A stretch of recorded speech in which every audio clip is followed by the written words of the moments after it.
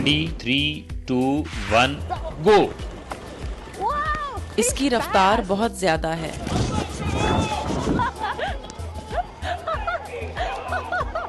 ہجوم چیخ رہا ہے, خوشی سے نعرے لگا رہا ہے, تمہیں جیتنا ہے. پاکستان کو چین سے بریڈنگ ایگز کی برآمدات نسبتاً نیا لیکن تیزی سے ترقی کرنے والا تجارتی شعبہ ہے.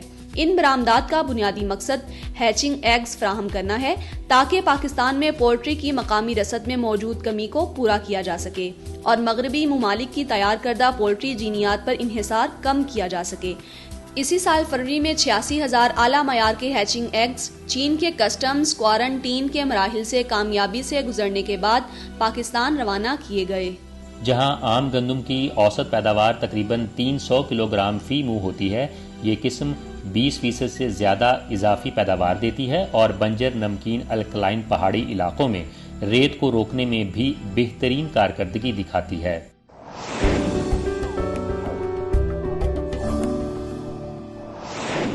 ناظرین محترم السلام علیکم, میں ہوں آپ کی میزبان نسرین اور آپ دیکھ رہے ہیں پاک چائنا ایکسپریس.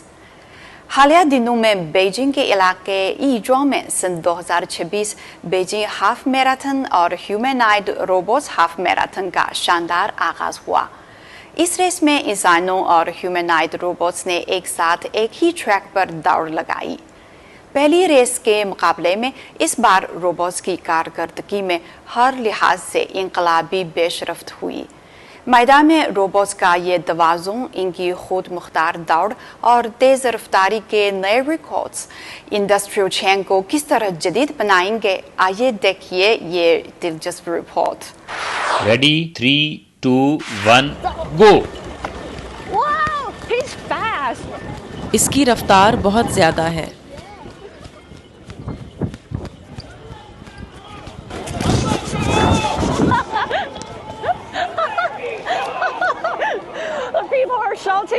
ہجوم چیخ رہا ہے, خوشی سے نعرے لگا رہا ہے, تمہیں جیتنا ہے.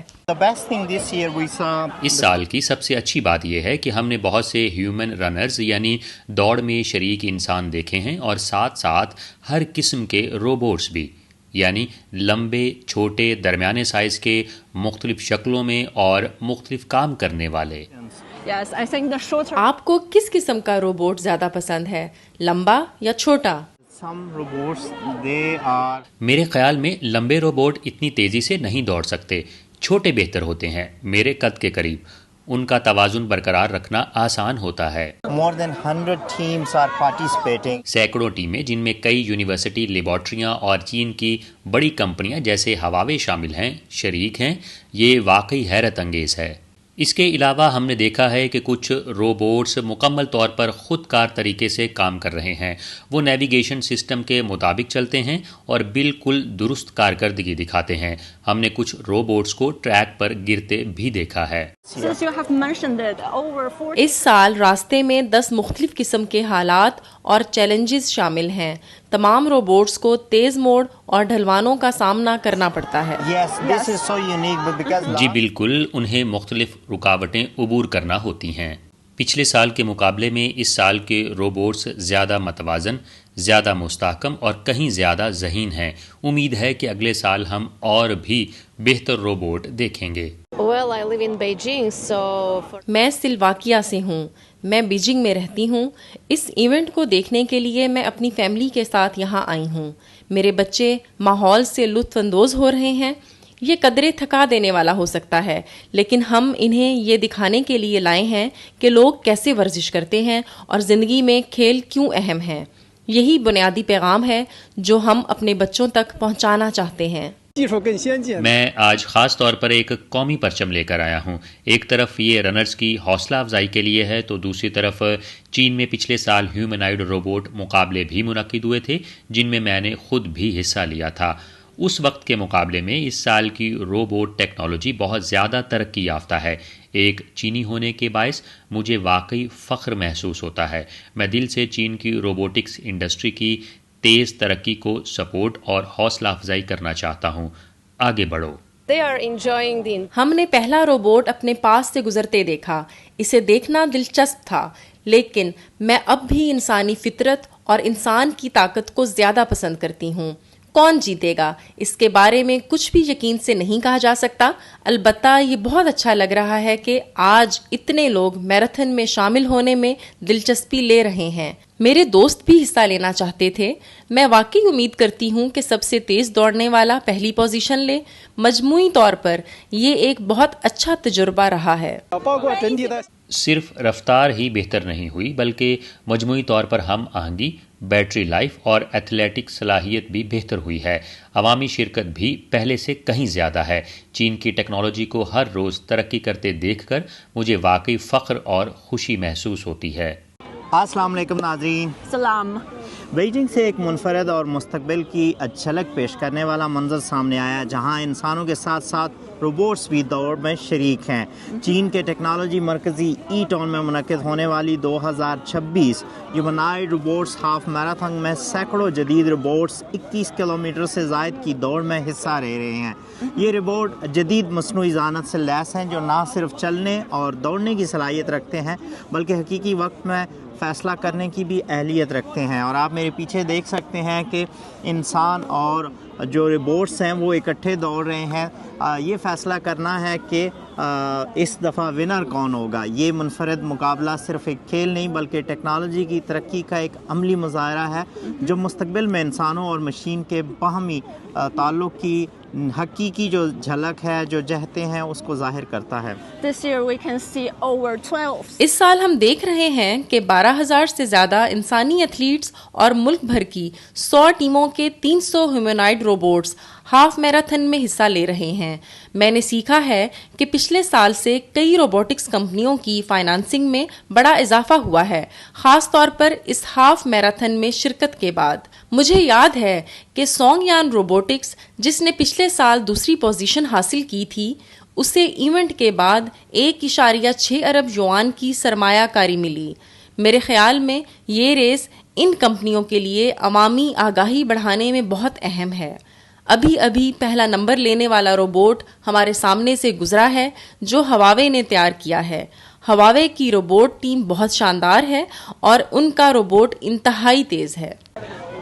So who will win this year? تو آپ کے خیال میں اس سال کون جیتے گا؟ I think might be the میرے خیال میں ہیومنائڈ روبوٹس جیت سکتے ہیں، لیکن میں ذاتی طور پر انسانی ایتھلیٹس کی حمایت کر رہی ہوں۔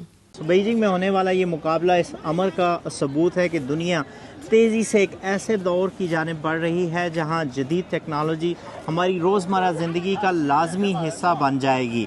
This year I've seen more and more people. اس سال میں نے دیکھا ہے کہ زیادہ سے زیادہ لوگ ہاف میراتھن میں حصہ لے رہے ہیں، نہ صرف ایتھلیٹس بلکہ وہ لوگ بھی جو صرف اس پورے ایونٹ کو دیکھنے آئے ہیں۔ میں نے شہریوں میں بہت زیادہ جوش و خروش محسوس کیا ہے اور میرا خیال ہے کہ سب لوگ اس سے لطف اندوز ہو رہے ہیں۔ یہ واقعی بہت خوبصورت ہے۔ جی ہاں، اس سال ہم نے کچھ غیر ملکیوں کو بھی چینی لوگوں کے ساتھ اس میراتھن میں حصہ لیتے دیکھا ہے۔ اس لیے میرا خیال ہے کہ آنے والے سالوں میں ہمیں روبوٹکس اور ٹیکنالوجی میں مزید ترقی اور زیادہ بہتر کارکردگی دیکھنے کو ملے گی۔ میرے خیال میں اگلے سال ہم بھی رجسٹریشن کرائیں گے اور حصہ لیں گے۔ اس کے لیے مجھے بہتر دوڑنے کے لیے کم از کم 10 کلو وزن کم کرنا ہوگا۔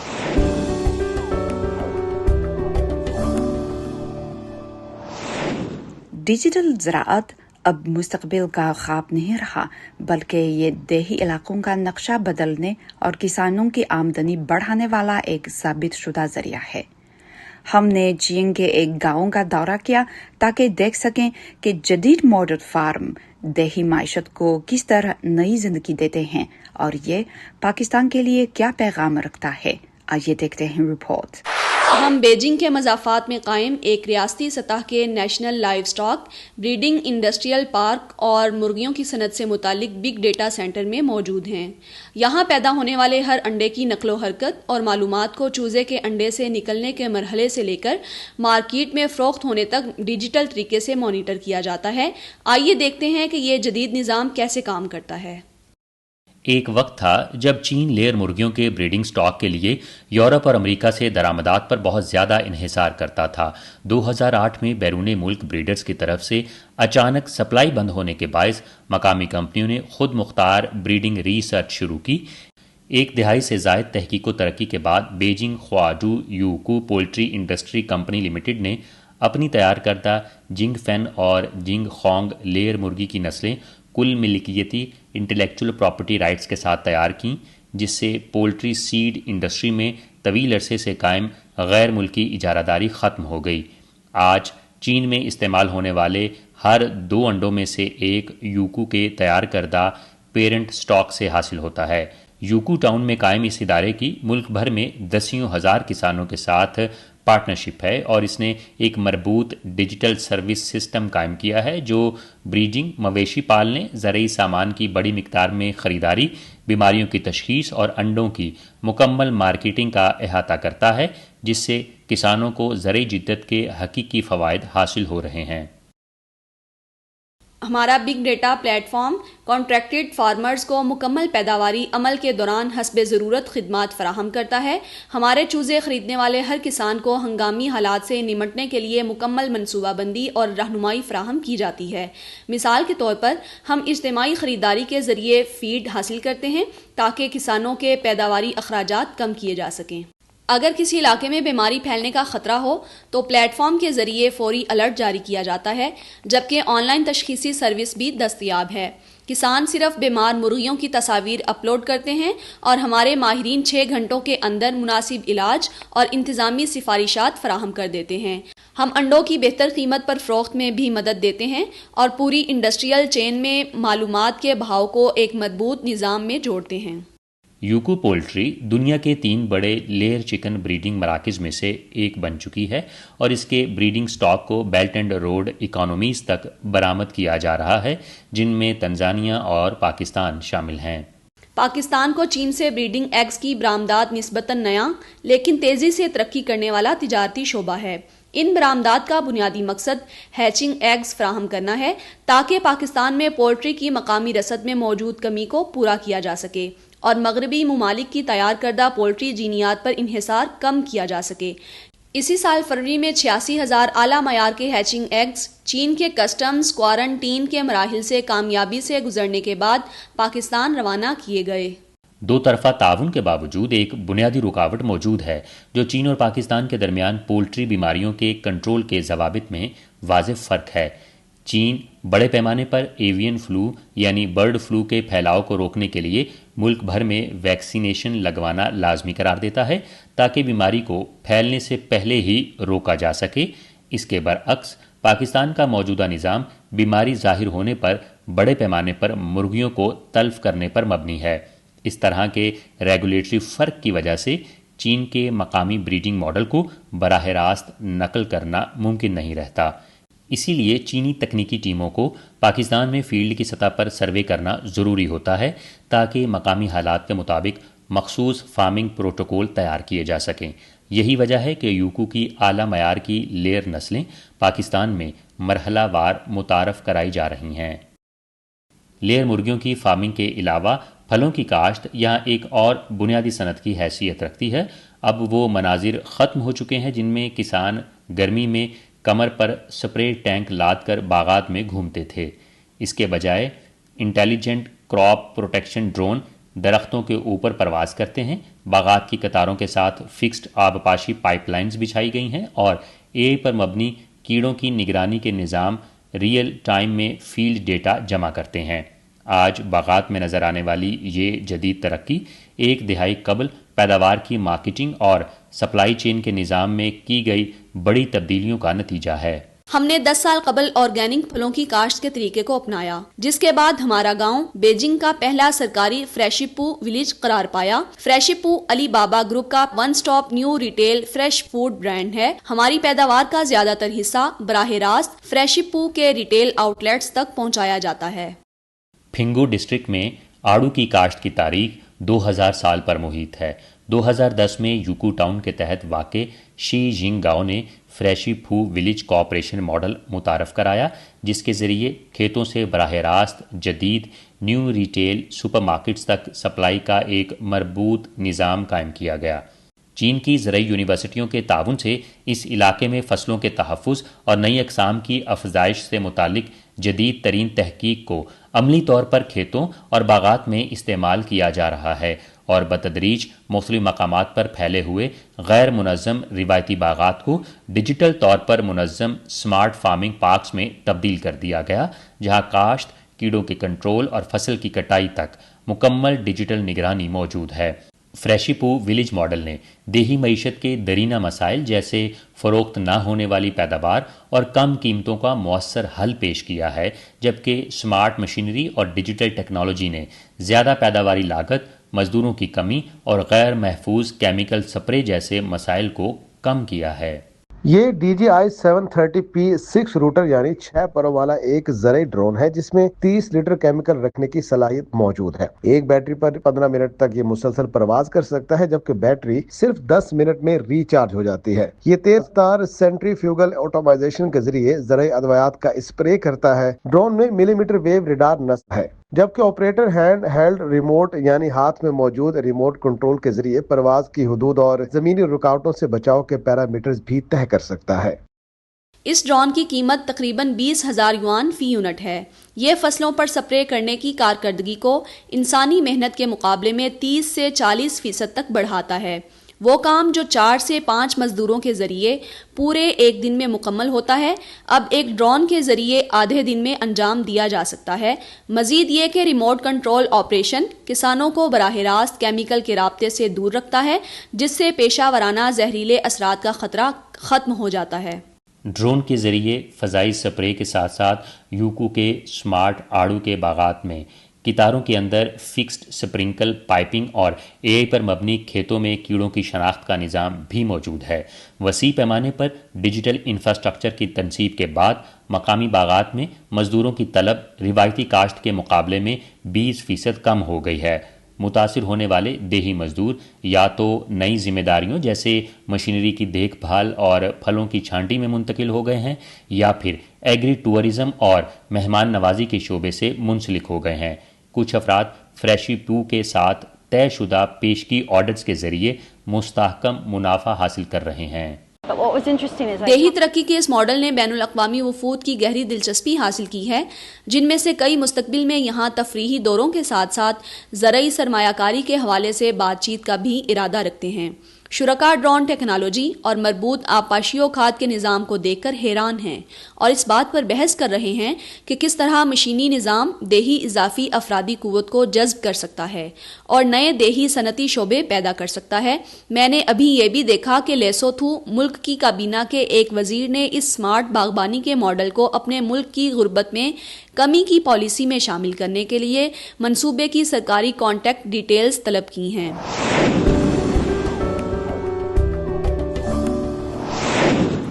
اور اب بات کرتے ہیں زراعت کی۔ خلا کے سفر سے واپس آنے والی خلائی گندم دیکھنے میں کیسی ہے؟ کیا اس میں کوئی ایسی قسم بھی ہے جو پاکستان کے موسم اور مٹی کے لیے بالکل موزوں ہو؟ اور یہ غربت مٹاؤ گندم آخر کیا ہے؟ آئیے ان تمام سوالات کے جوابات جاننے کے لیے فوری طور پر چلتے ہیں اس رپورٹ کی جانب۔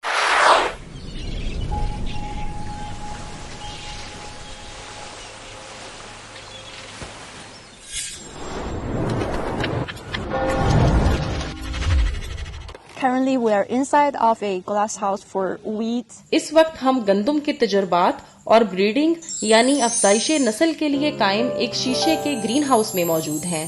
آج سب سے پہلے ہم یہ جاننے کی کوشش کریں گے کہ ان میں سے کون سی اقسام خلا سے واپس آئی ہیں۔ کیا آپ اندازہ لگا سکتے ہیں کہ ان میں سے کتنی اقسام خلا کا سفر کر کے واپس آئی ہیں؟ میرے خیال میں اس ڈیمانسٹریشن ایریا میں موجود تمام ورائٹیز خلا کا سفر کر کے واپس آئی ہیں۔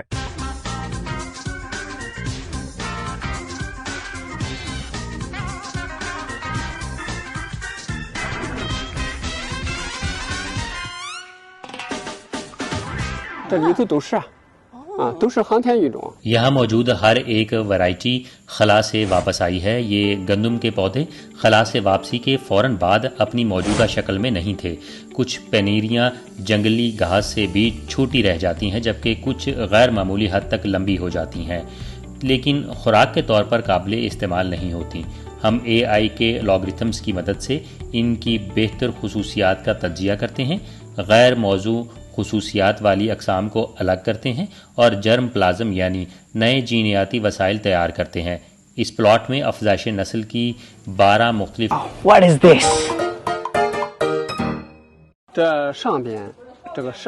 اوپر نصب یہ آلات پھوار کی صورت میں آب پاشی کرتے ہیں۔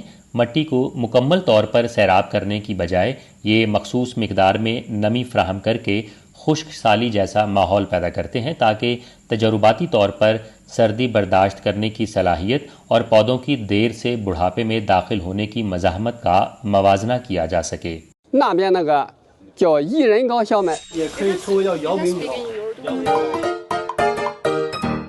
ہم اس لمبی قسم کو اڈلٹ ہائٹ ویٹ یعنی بالغ قد والی گندم یا یاؤمنگ سائزڈ گندم کہتے ہیں۔ یہ چین کے نیو جنریشن انسان بردار خلائی جہاز پر میوٹا جینیسس کے بعد اس قدر لمبے قد تک پہنچی۔ چین کے پاس وسیع خشک پہاڑی اور نمکین الکلائن زمینیں موجود ہیں جہاں عام گندم نہیں اگ سکتی، لیکن یہ قسم وہاں بھی کامیابی سے اگتی ہے کیونکہ اس کی جڑیں تقریباً 1.5 میٹر تک زمین میں جاتی ہیں۔ اس کے کھوکھلے تنے ماحول دوست فوڈ سٹرا بنانے کے لیے استعمال ہو سکتے ہیں جو پلاسٹک کی آلودگی کو کم کرنے میں مدد دیتے ہیں۔ یہ عام گندم کے مقابلے میں پانی کی ضرورت کو 30% سے زیادہ کم کر دیتی ہے۔ اس کی گہری جڑیں زیر زمین نمی تک پہنچ کر خشک سالی کا مقابلہ کرتی ہیں۔ جہاں عام گندم کی اوسط پیداوار تقریباً 300 کلو گرام فی منہ ہوتی ہے، یہ قسم 20% سے زیادہ اضافی پیداوار دیتی ہے اور بنجر نمکین الکلائن پہاڑی علاقوں میں ریت کو روکنے میں بھی بہترین کارکردگی دکھاتی ہے۔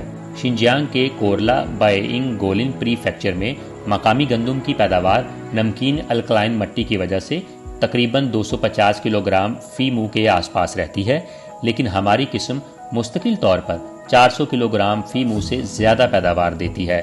شنجیانگ میں فیلڈ ٹرائلز سے پہلے ہم مقامی آب و ہوا، پانی کی دستیابی، مٹی کی ساخت، ٹریس ایلیمنٹس اور NPK غذائی اجزاء کا مکمل تجزیہ کرتے ہیں۔ Pakistan also send seed from space. Pakistan نے بھی خلا میں بیج بھیجے ہیں اور تجربات کر رہا ہے، لیکن چین پہلے ہی کافی آگے ہے۔ وہ آخری مرحلے میں نہیں ہے، مگر ایسی فصلیں پہلے ہی پیدا کر رہے ہیں۔ یہ فصل بہت بڑی ہے، تقریباً 2.4 یا 2.5 میٹر تک اونچی، شاید میرے قد سے بھی دوگنی اونچی۔ اسی لیے میں بار بار سوالات کر رہا ہوں کیونکہ یہاں کا موسم اور زمین پاکستان اور سرحدی علاقوں سے کافی ملتی جلتی ہے۔ ہم سب سے پہلے پاکستان کی مقامی گندم کی اقسام کی نشوونما کی خصوصیات کا تجزیہ کرتے ہیں تاکہ یہ معلوم کیا جا سکے کہ یہ موسم سرما کی قسم ہے یا موسم بہار کی قسم۔ اس کے بعد ہم انہیں یہاں کی ملتی جلتی مقامی اقسام سے میچ کرتے ہیں اور پھر پاکستان میں اپنی اقسام کا تجزیہ کرتے ہیں جس میں کامیابی کی شرح 80% سے زیادہ ہو سکتی ہے۔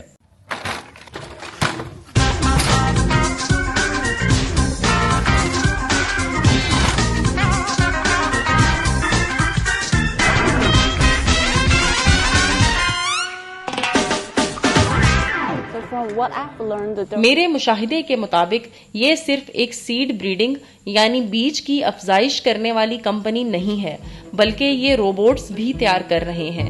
یہ robotic dog 3D printing technology سے بنایا گیا ہے اور اسے تحقیق کے لیے خود تیار کیا گیا ہے۔ اس وقت یہ اس ڈیمونسٹریشن بیس میں چل رہا ہے اور ڈیٹا جمع کر رہا ہے جو سائنسدانوں کے لیے بہت مددگار ثابت ہوتا ہے۔ یہ واقعی حیرت انگیز ہے، میں پہلی بار یہ سب دیکھ رہا ہوں۔ میرے خیال میں ان کی ٹیکنالوجی کافی ترقی یافتہ ہے، لیکن مجھے نہیں معلوم یہ اسے برآمد کرتے ہیں یا صرف اپنے استعمال کے لیے رکھتے ہیں۔ میرا خیال ہے کہ فی الحال یہ پروڈکشن لائن میں شامل نہیں ہیں، لیکن مستقبل میں یہ ضرور ایک قابل غور پہلو ہو سکتا ہے۔ یہ مینول کیلکولیشن کے مقابلے میں کئی گنا بہتر کارکردگی دکھاتا ہے۔ موجودہ ٹرائلز میں یہ اب 99% درست نتائج دے رہا ہے۔ مستقبل میں یہ کھاد کے عدم توازن اور کیڑوں کے حملوں کے بارے میں قبل از وقت وارننگ جاری کرے گا تاکہ بر وقت حفاظتی انتظام کیا جا سکے۔ AI کمپیوٹنگ پوری صنعتی چین میں شامل ہے جو بیج کی تحقیق و ترقی سے لے کر فصل کی کٹائی تک ہر مرحلے کو کور کرتی ہے۔ खला से वापस आने वाले गंदम के बीज खुश्क पहाड़ी ढलवानों और नमकीन अल्कलाइन बंजर जमीनों में गहरी जड़ें बना चुके हैं। ये बड़े कद वाली स्याह गंदम की इकसाम मुकामी पैदावार में 20% से ज्यादा इजाफा करती हैं और कभी बंजर रहने वाली जमीनों को नई जिंदगी बख्शती हैं। साइंसी अफजाइश नस्ल के जरिए आमदनी में इजाफा चीन की गुर्बत के खात्मे के सफर में एक अहम सानवी हवाला है, जहाँ लेबॉर्ट्री की तहकीक को खेतों की पैदावार में बदला जाता है और हर बीज को गुर्बत से निकलने का जरिया बनाया जाता है। नाजरीन, आज के प्रोग्राम में बस इतना ही है। अगली दफा मिलेंगे। अल्लाह हाफिज।